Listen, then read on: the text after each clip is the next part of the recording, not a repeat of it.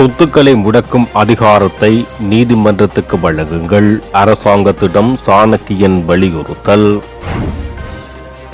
பலாலி அவதானமிக்க பாதுகாப்பு வலய காணிகளை விடுவிக்க இயலாது. 1661 ஏக்கர் காணிகளை இராணுவத்துக்கு உரித்தாக்கி உரிமையாளர்களுக்கு இழப்பீடு வழங்க நடவடிக்கை. நாட்டை உலுக்கிய நீர்கொழும்பு சிறைச்சாலை மோதல் 8 அதிகாரிகளின் பிரேத பரிசோதனையில் வெளியான தகவல். இனிய பாரதியால் சிக்கிய கோடபாய அம்பலமான ரகசிய காணொளி. தீவிரமடையும் டெங்கு நோய் தாக்கம், பொதுமக்களுக்கு சிவப்பு அறிவிப்பு. தன்னை கைது செய்ய வேண்டாம் என்ற கோடபாய ராஜபக்ச நீதிமன்றத்தின் உத்தரவு. நவாலி சென்ட் பீட்டர்ஸ் தேவாலய தாக்குதலின் 31ஆம் ஆண்டு நினைவேந்தல் அனுஷ்டிப்பு.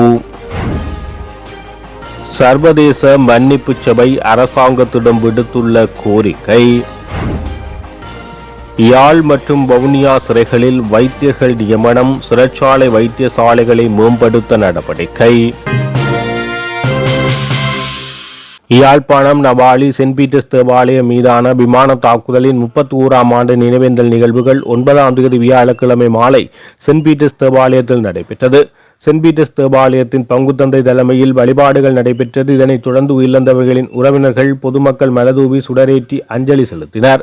கடந்த 1992ஆம் ஆண்டு ஜூலை மாதம் 9ஆம் தேதியன்று நவாலி சென்ட் பீட்டர்ஸ் தேவாலயத்திலும் நவாலி ஸ்ரீ கதிர்காம முருகன் ஆலயத்திலும் இடம்பெயர்ந்து தங்கியிருந்த மக்கள் மீது விமானப்படையினர் 3 விமானங்கள் தொடர்ச்சியாக 13 குண்டுகளை வீசியதில் 147 பேர் கொலை செய்யப்பட்டனர். அன்று அதிகாலை பலிகாம பிரதேசங்களை நோக்கி எறிகணை தாக்குதல்கள், விமான தாக்குதலின் உதவியுடன் இராணுவத்தினர் முன்னேறி பாய்தல் எனும் இராணுவ நடவடிக்கையை மேற்கொண்டனர். தொடர் எறிகணை தாக்குதலால் தமது வாழ்விடங்களை விட்டு நவாலியை நோக்கி இடம்பெயர்ந்த மக்கள் நவாலி சென்ட் பீட்டர்ஸ் தேவாலயத்திலும் நவாலி ஸ்ரீ கதிர்காம முருகன் ஆலயத்திலும் தஞ்சமடைந்தனர். அன்றைய காலை திடீரென வந்த 3 விமானங்கள் தொடர்ச்சியாக 13 குண்டுகளை மக்கள் தஞ்சமடைந்திருந்த தேவாலயம் மற்றும் ஆலயம் மீது வீசியது. இக்குண்டு வீச்சு சம்பவத்தில் குழந்தைகள், பெண்கள் உட்பட 147 பேர் அந்த இடத்தில் உடல் சிதறி பலியாகி இருந்தனர். 380க்கு மேற்பட்டோர் காயமடைந்திருந்தனர். தேவாலயத்திலும் நவாலி ஸ்ரீ கதிர்காம முருகன் ஆலயத்திலும் இடம்பெயர்ந்து தங்கியிருந்த மக்கள் மீது விமானப்படையினர் 3 விமானங்கள் தொடர்ச்சியாக 13 குண்டுகள் வீசியதில் 147 பேர் படுகொலை செய்யப்பட்டனர். அன்று அதிகாலை வலிகாமம் பிரதேசங்களை நோக்கி எறிகணை தாக்குதல்கள், விமான தாக்குதலின் உதவியுடன் இராணுவத்தினர் முன்னேறி பாய்தல் எனும் இராணுவ நடவடிக்கையை மேற்கொண்டனர் என தெரிவிக்கப்பட்டது. மது போதையில் வாகனம் செலுத்தி விபத்தை ஏற்படுத்திய குற்றச்சாட்டில் பொதுமக்கள் பாதுகாப்பு அமைச்சின் செயலாளர் ரவி செனவேரத்னவுக்கு 25,000 ரூபாய் அபராதம் விதிக்கப்பட்டுள்ளது. இது தொடர்பான வழக்கு நேற்று விசாரணைக்கு எடுத்துக் கொள்ளப்பட்ட போது நீதிமன்றம் இந்த உத்தரவை பிறப்பித்துள்ளது. 2023ஆம் ஆண்டு வெள்ளபத்தை மெரைன் டிரைவ் வீதியில் இடம்பெற்ற விபத்து தொடர்பில் குடிபோதையில் வாகனம் செலுத்தி விபத்தை ஏற்படுத்தியதாக ரவி செனவேரத்னவுக்கு எதிராக வழக்கு தாக்கல் செய்யப்பட்டிருந்தது. குறித்த வழக்கு நேற்று விசாரணைக்கு எடுத்துக் கொள்ளப்பட்ட போது அவருக்கு 25,000 ரூபாய் அபராதம் விதித்து நீதிமன்றம் உத்தரவிட்டுள்ளது. இதன்போது குற்றம் சாட்டப்பட்டவருக்காக முன்னிலையான அவரது தரப்பு சட்டத்திரணி வீதி விபத்தை தடுக்க தவறிய முதல் குற்றச்சாட்டை தங்கள் கட்சிக்காரர் ஒப்புக்கொள்ள தயார் என நீதிமன்றத்தில் தெரிவித்தார். இருப்பினும் இந்த சம்பவம் தொடர்பாக தாக்கல் செய்யப்பட்ட கவனக்குறைவின்றி வாகனம் ஓட்டுதல் மற்றும் குடிபோதையில் வாகனம் ஓட்டுதல் ஆகிய மற்ற குற்றச்சாட்டுகள் தொடர்பில் விசாரணை தொடருமா என்பது குறித்த தீர்ப்பை வழங்குவதற்காக இந்த வழக்கு ஆகஸ்ட் 20 அன்று மீண்டும் விசாரணைக்கு எடுத்துக் கொள்ளுமாறு நீதவான் உத்தரவு பிறப்பித்துள்ளார். வடக்கு மற்றும் கிழக்கில் முப்படையின் பயன்பாட்டில் உள்ள தேசிய முக்கியத்துவம் வாய்ந்த காணிகளை தற்போது விடுவிப்பதற்கான இயலுமை கிடையாது. பலாலி இராணுவ வைத்தியசாலை அமைந்துள்ள காணியை இராணுவ பராமரிப்பில் இருந்து விடுவிக்க முடியாது. பலாலி பகுதி அவதானமிக்க பாதுகாப்பு வலயமாக அடையாளப்படுத்தப்பட்டுள்ளதாலும் இந்த வலயத்துக்குள் உள்ள 1661 ஏக்கர் காணியை சட்டத்தின் பிரகாரம் இராணுவத்துக்கு குறித்தாக்குவதற்கும் காணி உரிமையாளர்களுக்கு காணி அமைச்சின் ஊடாக இழப்பீடு வழங்க நடவடிக்கை எடுக்கப்பட்டுள்ளதாலும் இந்த அடையாளப்படுத்தப்பட்ட காணியை விடுவிக்க முடியாது என பாதுகாப்பு பிரதி அமைச்சர் அருண் ஜெயசேகர தெரிவித்துள்ளார். பொது பாதுகாப்பு மற்றும் தேசிய பாதுகாப்புக்கு அவசியமற்ற காணிகள் கட்டம் கட்டமாக விடுவிக்கப்படுகின்றது. 2009 முதல் 2024ஆம் ஆண்டு வரையான காலப்பகுதியில் வடக்கு மற்றும் கிழக்கு மாகாணங்களில் இராணுவ கட்டுப்பாட்டில் இருந்து 64,663 ஏக்கர் காணிகள் விடுவிக்கப்பட்டுள்ளது. நாங்கள் ஆட்சிக்கு வந்தவுடன் 692 ஏக்கர் காணிகளை விடுவித்தோம். எதிர்வரும் ஓரிரு மாத காலப்பகுதியில் 243 ஏக்கர் காணிகளை விடுவிப்பதற்குரிய நடவடிக்கைகள் எடுக்கப்பட்டுள்ளது என தெரிவித்துள்ளார். நீர்கொழும்பு சிறைச்சாலையில் இடம்பெற்ற வன்முறை மோதலில் உயிரிழந்த சிறைச்சாலை அதிகாரிகள் கடுமையாக தாக்கப்பட்டதன் காரணமாக உயிரிழந்துள்ளதாக பிரேத பரிசோதனைகளில் தெரிய வந்துள்ளது. இதன்படி உயிரிழந்த அதிகாரிகளின் தலையில் ஏற்பட்ட கடுமையான காயங்களினால் உயிரிழப்பு நிகழ்ந்துள்ளதாக பிரேத பரிசோதனை அறிக்கையில் உறுதிப்படுத்தப்பட்டுள்ளது. கடந்த ஜூலை 5 மற்றும் 6 திகதிகளில் நீர்கொழும்பு சிறைச்சாலையில் இடம்பெற்ற வன்முறை சம்பவத்தில் உயிரிழந்த சிறைச்சாலை அதிகாரிகள் மற்றும் கைதிகள் உட்பட 24 பேரின் சடலங்களுக்கு 5 பேர் கொண்ட மருத்துவ நிபுணர்கள் குழு பிரேத பரிசோதனை மேற்கொண்டுள்ளது.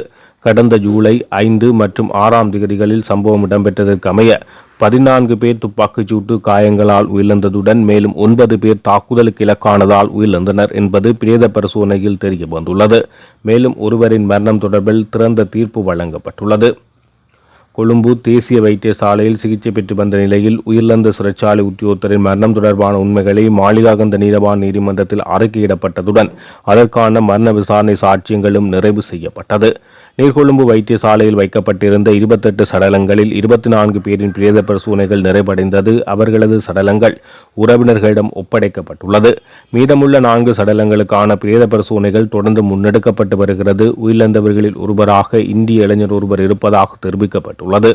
இந்த சம்பவம் தொடர்பான பிரேத பரிசோதனைகளை மேற்கொள்வதற்காக டாக்டர் சுஜீவ் விக்ரமநாயக்க தலைமையில் 5 பேர் கொண்ட சட்ட மருத்துவ நிபுணர்கள் குழு நியமிக்கப்பட்டுள்ளது.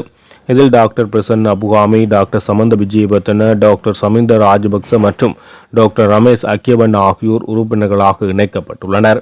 இதற்கிடையில் உயிரிழந்த 8 சிறைச்சாலை அதிகாரிகள் மற்றும் 21 கைதிகளின் பிரேத பரிசோதனை அறிக்கைகளை நீதிமன்றத்தில் சமர்ப்பிக்குமாறு நீர்கொழும்பு பிரதான நீதவான் திருமதி சிலானி பிரேரா உத்தரவிட்டுள்ளார். முன்னாள் ஜனாதிபதி கோட்டபாய ராஜபக்ச அசாத் மௌலானாவை தனக்கு தெரியாது என்று நீதிமன்றத்தில் கூறிய போதிலும் அதற்கான ஆதாரங்களை சட்டமாதிபதி திணைக்களம் நீதிமன்றத்தில் சமர்ப்பித்துள்ளது. உயிர்த்த தாக்குதலுக்கு முன்னதாக கோட்டபாய ராஜபக்ச தனது மிரிகானா இல்லத்துக்கு இனிய பாரதி, அசாத் மௌலானா மற்றும் பிள்ளையான் தரப்பினரை அழைத்ததாக கூறப்படும் தகவல்கள் மற்றும் காணொலி ஆதாரங்கள் நீதிமன்றத்தில் முன்வைக்கப்பட்டுள்ளது. நீர்கொழும்பு சிறைச்சாலை விவகாரம் மற்றும் நீதிமன்ற விசாரணைக்கு உள்ளாக்கப்பட்டுள்ள இந்த வழக்குகள் குறித்து பாதுகாப்பு அச்சுறுத்தல்கள் காரணமாக விசேட நடவடிக்கைகள் எடுக்கப்பட வேண்டும் என குற்றத்தடுப்பு புலனாய்வு பிரிவினர் கோரியுள்ளனர். இறுதியாக இனிய பாரதி வழங்கியுள்ள தகவல்கள் கோட்டபாய ராஜபக்ச உள்ளிட்ட பலருக்கு புதிய நெருக்கடியை ஏற்படுத்தியுள்ளதாகவும் இனிவரும் காலங்களில் விசாரணைகள் எவ்வாறு முன்னெடுக்கப்பட போகின்றது என்பது பெரும் எதிர்பார்ப்பாக மாறியுள்ளது. இனிய பாரதி ஒரு முக்கிய சாட்சியாக கருதப்படுவதற்கு அவர் நீதிமன்றத்தில் வழங்கிய வாக்குமூலங்கள் காரணமாகும். உயிர்த்த தாக்குதலுக்கு முன்னதாக முன்னாள் ஜனாதிபதி கோட்டபாய ராஜபக்சவின் மிரிகானா இல்லத்தில் இடம்பெற்ற ரகசிய சந்திப்பு குறித்த தகவல்களை இனிய பாரதி வெளிப்படுத்தியுள்ளார். நீர்கொழும்பு சிறைச்சாலை வன்முறை சம்பவங்களுடன் தொடர்புடைய கைதிகளின் மரணங்கள் குறித்து விசாரணை நடாத்தப்பட வேண்டுமென சர்வதேச மன்னிப்பு சபை கோரிக்கை விடுத்துள்ளது. நீர்கொழும்பு சிறைச்சாலையில் ஏற்பட்ட வன்முறையில் 7 சிறை அதிகாரிகள் உட்பட சுமார் 28 பேர் உயிரிழந்தனர். அதனைத் தொடர்ந்து அங்கிருந்து இடமாற்றம் செய்யப்பட்ட கைதிகள் மேலும் 2 உயிரிழந்துள்ளதாக வெளியாகும் அறிக்கைகள் குறித்து சர்வதேச மன்னிப்பு சபையின் தெற்காசியாவுக்கான பிரதி பிராந்திய பணிப்பாளர் பாபுராம் பந்த் கவலை வெளியிட்டுள்ளார். இந்த மரணங்கள் மற்றும் நீர்கொழும்பு சிறைச்சாலையிலிருந்து இடமாற்றம் செய்யப்பட்ட பிற கைதிகள் சித்திரவதை மற்றும் ஏனைய மோசமான நடத்தைகளுக்கு ஆளாக்கப்பட்டதாக கூறப்படும் குற்றச்சாட்டுகள் மிகுந்த அதிர்ச்சி அளிப்பதாக தெரிவித்தார். இக்கைதிகளை பாதுகாப்பு மற்றும் நல்வாழ்வை உறுதி செய்ய வேண்டிய பொறுப்பு அதிகாரிகளுக்கு உள்ளது. அனைத்து மரணங்கள் குறித்தும் உடனடி விசாரணை நடாத்தப்பட வேண்டும் என கோரிக்கை விடுத்துள்ளார். இலங்கையில் டெங்கு நோயின் தாக்கம் மீண்டும் தீவிரமடைந்து வருவதாக தேசிய டெங்கு கட்டுப்பாட்டு பிரிவு எச்சரித்துள்ளது. தற்போதைய நிலவரப்படி நாடு முழுவதும் பதிவான மொத்த டெங்கு நோயாளர்களின் எண்ணிக்கை 65,034 அதிகரித்துள்ளது. இந்த வருடத்தில் இதுவரை டெங்கு பாதிப்பால் உயிரிழந்தவர்களின் எண்ணிக்கை 45 உயர்ந்துள்ளது என அந்த பிரிவு மேலும் தெரிவித்துள்ளது. இதுகுறித்து சுகாதாரத்துறை அதிகாரிகள் விடுத்துள்ள அறிவுறுத்தலில் தெரிவிக்கப்பட்டுள்ளது. நாடு முழுவதும் உள்ள 175 சுகாதார வைத்திய அதிகாரி பிரிவுகள் டெங்கு பரவல் அதிகம் உள்ள அபாய வலயங்களாக அடையாளம் காணப்பட்டுள்ளது. மழையுடனான காலநிலை நிலவுவதால் கொசுக்கள் பெருகும் இடங்களை சுத்தப்படுத்துவது மிக அவசியமாகும். வீடு மற்றும் அலுவலக சுற்றுப்புறங்களை தூய்மையாக பேணுவதன் மூலம் மாத்திரம் இந்த நோய் பரவலை கட்டுப்படுத்த முடியும். தொடர் காய்ச்சல், தலைவலி அல்லது உடல்வலி போன்ற அறிகுறிகள் தென்பட்டால் சுய மருத்துவத்தை தவிர்த்து உடனடியாக அருகில் உள்ள வைத்தியசாலையை நாடி மருத்துவ ஆலோசனைகளை பெற்றுக்கொள்ள வேண்டும் என பொதுமக்களிடம் கோரிக்கை விடுக்கப்பட்டுள்ளது. டெங்கு பரவல் அபாயத்தை உணர்ந்து பொறுப்புடன் செயற்படுமாறு சுகாதார அதிகாரிகள் மக்களை வலியுறுத்தியுள்ளனர். பண தூயதாக்கல் சட்டத்தின் பிரகாரம் எவரேனும் ஒருவரின் சொத்தை முதல் கட்டமாக 14 நாட்களுக்கும் இரண்டாம் கட்டமாக 21 நாட்களுக்கும் முடக்க போலீசாருக்கு அதிகாரம் வழங்கப்படும். நீதிமன்றத்தின் அனுமதியை கூட பெற வேண்டிய அவசியமில்லை. போலீசாரின் எண்ணங்கள் மற்றும் சந்தேகம் எதிர்மறையான தாக்கங்களை ஏற்படுத்தும். ஆக இந்த அதிகாரத்தை நீதிமன்றத்துக்கு வழங்குங்கள் என அரசாங்கத்துடன் வலியுறுத்துகிறோம் என இலங்கை தமிழரசு கட்சியின் மட்டக்களப்பு மாவட்ட பாராளுமன்ற உறுப்பினர் சாணக்கியன் ராசமாணிக்கம் தெரிவித்துள்ளார். கருப்பு பண சுத்திகரிப்பை தடுக்க வேண்டும், ஊழல் எதிர்ப்பு சட்டத்தை பலப்படுத்த வேண்டும், நிதிசார் கொடுக்கல் வாங்கலை அறிக்கையிட வேண்டும் என்பதில் நாங்கள் உறுதியாக இருக்கிறோம். அதற்கான நடவடிக்கைகளுக்கு ஒத்துழைப்பு வழங்குவோம். கடந்த காலங்களிலும் சிறந்த பல விடயங்களுக்கு எதிர்க்கட்சியில் இருந்து கொண்டு ஒத்துழைப்பு வழங்கியுள்ளோம். சொத்து மற்றும் பொறுப்பு தொடர்பான வெளிப்படுத்தலை பொது கட்டமைப்பின் கீழ் கட்டாயப்படுத்தி அவற்றை வெளிப்படுத்துவதற்கு முன்னரே நாங்கள் எமது சொத்து மற்றும் பொறுப்பு தொடர்பான விவரங்களை சுய விருப்பின் அடிப்படையில் வெளிப்படுத்துவோம். பண தூயதாக்கல் நடவடிக்கைகளுக்கு நாங்கள் எதிர்ப்பு தெரிவிக்கின்றோம். ஆனால் இந்த புதிய சட்ட மூலத்தில் போலீசாருக்கு எல்லையற்ற அதிகாரம் வழங்கப்பட்டுள்ளது. நீதிமன்றம் செல்ல வேண்டிய தேவை கிடையாது. போலீஸ் சேவையில் 80,000 உத்தியோகத்தர்கள் உள்ளார்கள். அவர்கள் அனைவருக்கும் தனக்கு நற்சான்றிதழ் வழங்க முடியாது என போலீஸ் ஊடக பேச்சாளர் அண்மையில் குறிப்பிட்டுள்ளதை சுட்டிக்காட்டினார். இந்த சட்டம் இயற்றப்பட்டால் போலீசாருக்கு வரையறையற்ற அதிகாரம் வழங்கப்படும். இதனால் ஊழல் மோசடிகள் தீவிரமடையும் சாத்தியம் தோற்றம் பெறும். இந்த அதிகாரம் மற்றும் பொறுப்பை நீதிமன்றத்துக்கு வழங்குங்கள் என்றே நாங்கள் வலியுறுத்துகிறோம் என தெரிவித்துள்ளார்.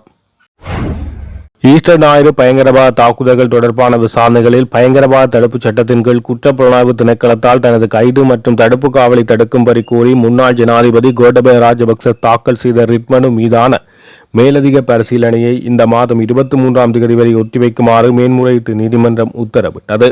மேன்முறையீட்டு நீதிமன்றத்தின் தலைவர் நீதிபதி ரோஹன் அபே சூரிய மற்றும் நீதிபதி சரத் திசாநாயக் ஆகியோர் அடங்கிய மேன்முறையீட்டு நீதிமன்ற அமர்வின் முன்பாக நேற்று 4வது நாளாக இந்த மனு பரிசீலனை செய்யப்பட்ட போது இந்த உத்தரவு பிறப்பிக்கப்பட்டது.